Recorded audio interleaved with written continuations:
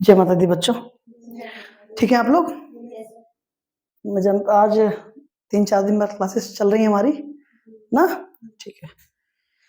दिक्कत है बेटा कि नहीं, इससे स्वास्थ्य जो है ठीक नहीं चल रहा है आजकल ना, लेकिन ठीक है आज थोड़ा सा ठीक लग रहा है, तो मैंने सोचा क्लासेस कंटिन्यू की जाए। और स्पेशली मैं ऑनलाइन बच्चों को कहना चाहूँगा, क्योंकि कुछ बच्चों से मेरी बात हुई तो सबके सवाल ये थे कि सर प्लीज़ वीडियोस थोड़ा सा प्लीज़ रेगुलर करिए। मैं जानता हूँ ये आपका प्रेम ही है कि आपको वीडियोस अच्छी लग रही हैं, इसलिए आप रेगुलरिटी के लिए बोल रहे हैं। मेरा भी पूरा प्रयास रहता है बच्चों, लेकिन अब इसमें कभी तबीयत किसी भी खराब हो सकती है, तो उसी दौर से मैं भी गुजरा। इस वजह से 2-3 दिन क्लास हमारी बंक रही। अब से आपको रेगुलर क्लासेस जो है मिलेगी। हालांकि ये मुझे ऐसा लगता है ये डायलॉग कई बार चिपका चुका हूँ, लेकिन बीच में अगर क्लासेस बेटा बंक होती है तो इसमें मेरा कोई इंटेंशनली कुछ मेरा नहीं रहता। इट्स नॉट माय इंटेंशन, मेरा ये इरादा नहीं होता है, ये गैर इरादतन काम हो जाता है कभी कभी। आप समझ गए ना, ये मेरा इरादा नहीं होता है, बस सिचुएशन ऐसी बनती चली जाती है कि बंक करनी पड़ती है। बट बंक नहीं होगी। एक चीज स्पेशली मैं कहना चाहता हूँ कि बेटा मैं ऑनलाइन प्लेटफॉर्म पे अगर आया तो मजाक करने नहीं आया कि अमेजिंग फैक्ट्स या इंटरेस्टिंग फैक्ट्स बता के मैं लोगों का दिल जीतूं और काफी सारे लोगों को भरमाऊं। भरमाने का काम नहीं बेटा, एक उद्देश्य लेकर मैं ऑफलाइन और ऑनलाइन दोनों बैचेस में हूं। वो ये कि हम आप अंग्रेजी को बेहतर ढंग से, बेहतर अप्रोच के साथ एकदम डेप्थ में जाके उसको समझ सके और उसको उसका यूटिलाइजेशन हम आप ज्यादा से ज्यादा कर सके। और सबसे जरूरी बात कि इंग्लिश लैंग्वेज को बेहतर तरीके से समझना। इसमें हम आप सब मिलकर काम करेंगे और निश्चित रूप से बहुत बेहतर करेंगे, और जितना हो सकेगा उतना बेहतर करने का प्रयास किया जाएगा। ये उद्देश्य लेकर जो है मैं इस प्रोफेशन में आया और इस प्लेटफॉर्म पर आया। तो एक बात का आप विश्वास रखें कि यहाँ मैं सिर्फ टाइम पास के लिए नहीं आया हूँ कि कुछ ऐसे मैं बताऊं कि सिक्का कब बन जाता है, सिक्का कब बनता है, मैं इस पर चर्चा करने यहाँ पर नहीं आया। ठीक है, तमाम ऐसे साधन आपको मिल जाएंगे, सिक्का कब बनता है ये आप देख लीजिएगा। अगर मुझे बात भी करनी पड़ेगी तो मैं फोनेटिक्स पे करूंगा, मतलब हम आप उसकी डेप्थ में जाकर बात करेंगे। हम सिर्फ एक रूल नहीं रटेंगे कि सिक्का कब बनेगा। तो आप समझ रहे होंगे मेरा उद्देश्य, आप समझ रहे होंगे, तो एकदम दिल थाम के आप बैठिए। Time to time regular videos आपको मिलते रहेंगे, लेक्चर्स मिलते रहेंगे और टॉपिक वाइज मिलेंगे। ऐसा नहीं कि आज मैं वर्ब पे बात कर रहा हूँ, कल को मुझे प्रीपोजिशन का अच्छा लग गया कुछ, प्रीपोजिशन बीच में चलने लगी। जी नहीं, ऐसा कुछ नहीं है। एकदम सीरियल वाइज क्लासेस चलेंगी, बस आप देखते रहें। और कोई भी एग्जाम आपका रुकने वाला नहीं है, कोई भी एग्जाम आपका रुकने वाला नहीं है। आप विश्वास रखें इस बात का, बस आप दिल लगा के पढ़ते रहिए। कोई भी कंपटीशन एग्जाम ऐसा नहीं जो आप बीट नहीं करेंगे। आइए अब समझते हैं by the grace of Mata Rani, right. तो ट्रांसटिव इंट्रांसटिव की हम आप क्या कर रहे थे, प्रैक्टिस कर रहे थे बेटा, ठीक है। आइए आगे एक सेंटेंस देखते हैं। एक सेंटेंस लिखा हमने, मेनी पीपल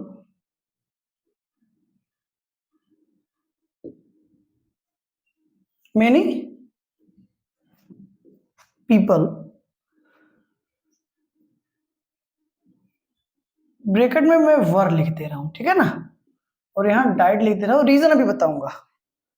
दैट ईयर,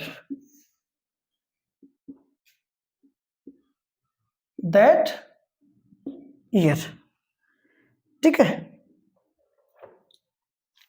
अब ध्यान से आप समझिएगा।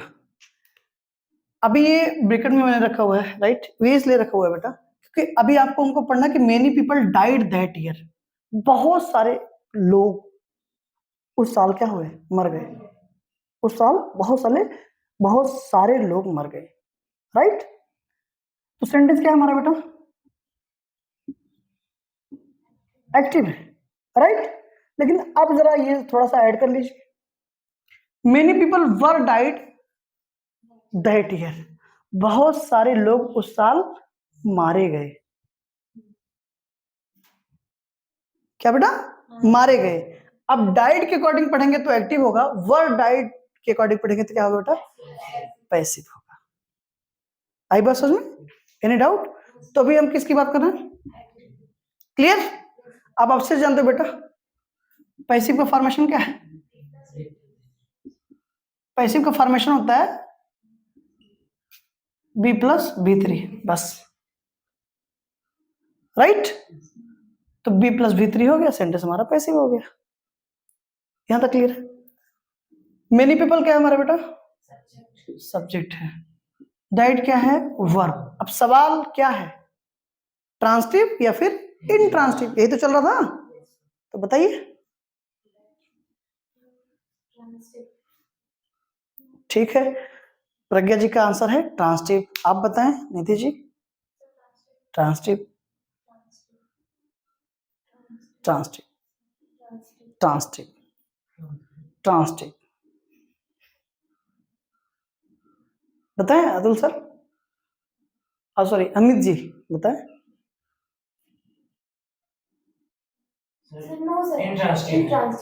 कैसे है? हाँ, तो अभी दिमाग से खुल रहा है क्या? अभी दिमाग खुल रहा है। इनट्रांसटिव वर्ब है, ट्रांसटिव नहीं है। क्या है? इनट्रांसटिव है। देर में दिमाग खुलता है आप लोगों का। दैट ये टाइम है बेटा, व्हेन का आंसर है। कब मरे भैया बहुत सारे लोग, या कब मारे गए? That year. व्हेन का आंसर है, एडवर्ब ऑफ टाइम।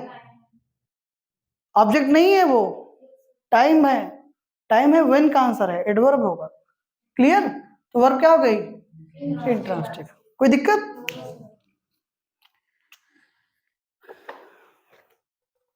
एक सेंटेंस और लेते हैं, फॉर्मेट ऐसे ही रहेगा ना, ट्रांसिटिव इंट्रांसिटिव वाला, एक्टिव और पैसिव वाला, ठीक है? I have been, I have been को हम किस में रखेंगे? ब्रैकेट में रखेंगे, यहां रखेंगे हम गॉन को।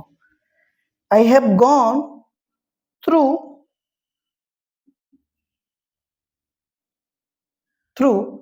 मेनी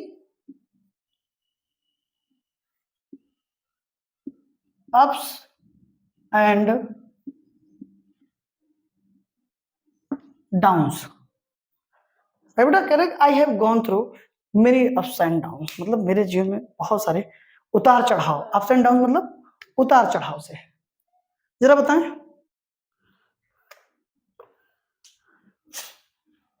सेंटेंस एक्टिव होगा हमारा, आई हैव गॉन थ्रू। लेकिन अगर ये कहेंगे I have been gone through तो पैसिव हो जाएगा। Any problem? ठीक है। सब्जेक्ट वर्ब, ठीक है। थ्रू क्या होगा? हाँ, राइट। और ये ऑब्जेक्ट तो होगा, मान लीजिए मेनी अप्स एंड डाउन्स ना, प्रीपो। Clear?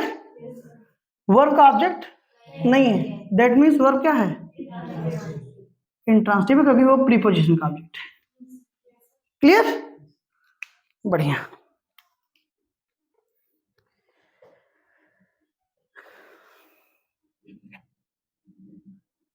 This agreement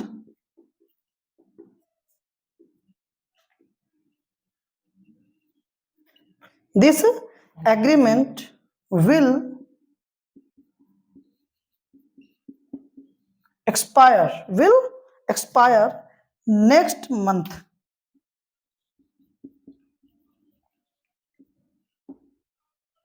will expire next month। अब पैसिव देखो बेटा, सेंटेंस क्या हमारा? एक्टिव है, राइट? पैसिव अगर मीनिंग कन्वे करे तो क्या होगा? विल बी एक्सपायर्ड हो जाएगा। क्या हो जाएगा? Will be expired. Any doubt? This agreement क्या हो गया? सब्जेक्ट। दिस क्या है? आयुष जी बताइए।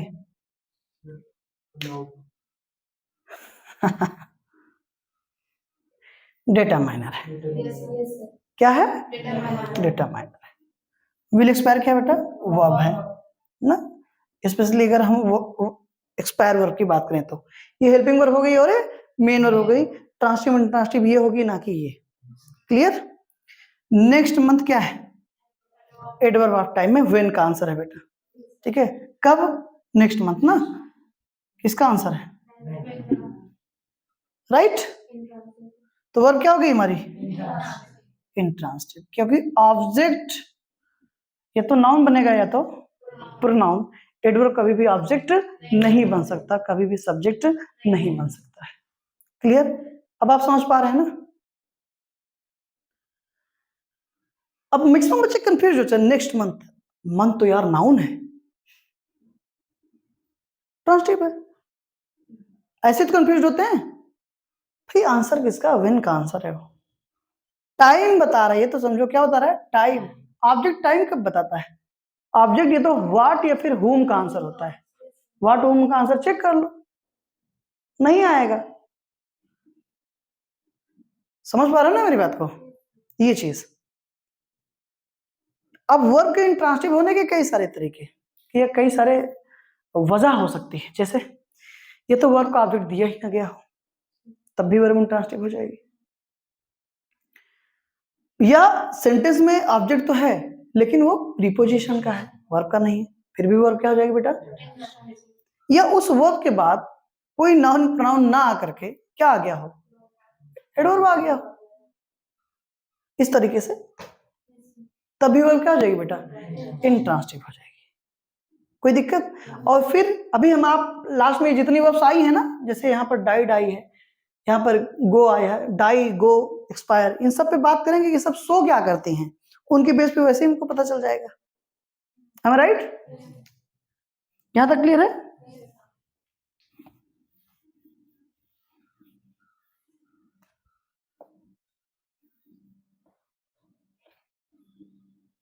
ठीक।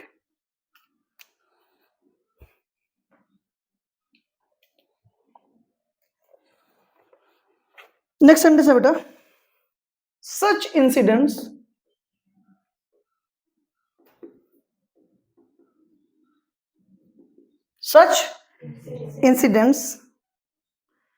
happened once in a decade. Happened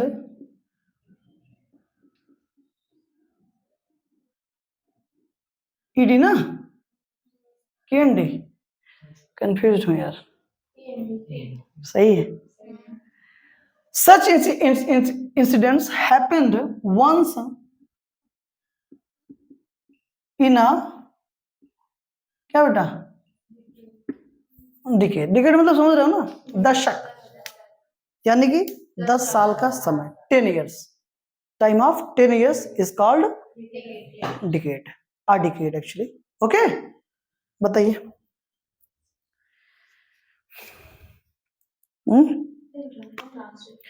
देखिए, सच इंसिडेंट्स सब्जेक्ट है, नाउन फ्रेज है, नाउन हो गया, ये डिटरमाइनर हो गया, ठीक है। हैपन क्या हो गया बेटा? वर्ब।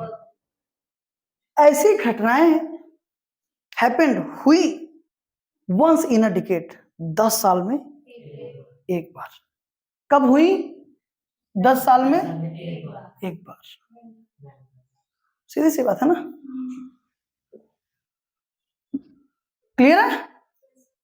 किसका आंसर बेटा?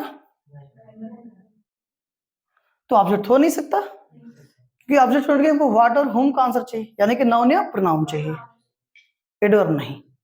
क्लियर बेटा? तो वर्ब हमारी क्या हो गई? इंट्रांसिटिव हो गई। कोई दिक्कत? अब एक चीज देखिएगा, देखना क्या है कि पैसिव कैसे बनती है? बी प्लस बी थ्री से। इतना कंफर्म है? ठीक है। अब इसको बनाना होगा, कैसे बनाओगे?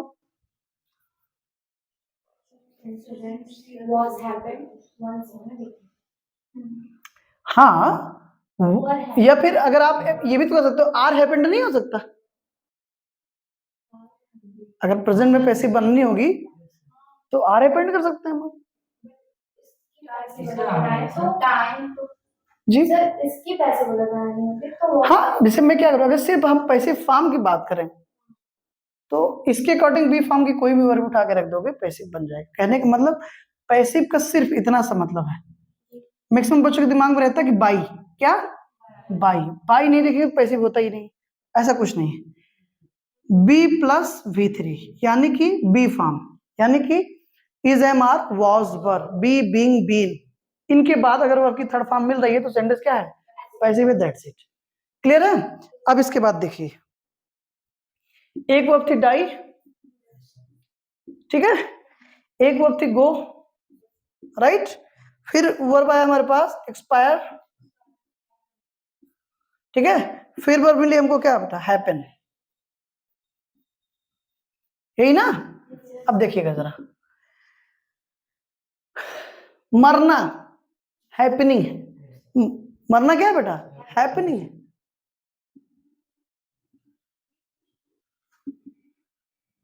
क्लियर? गो जाना, डूइंग, क्या है, डूइंग।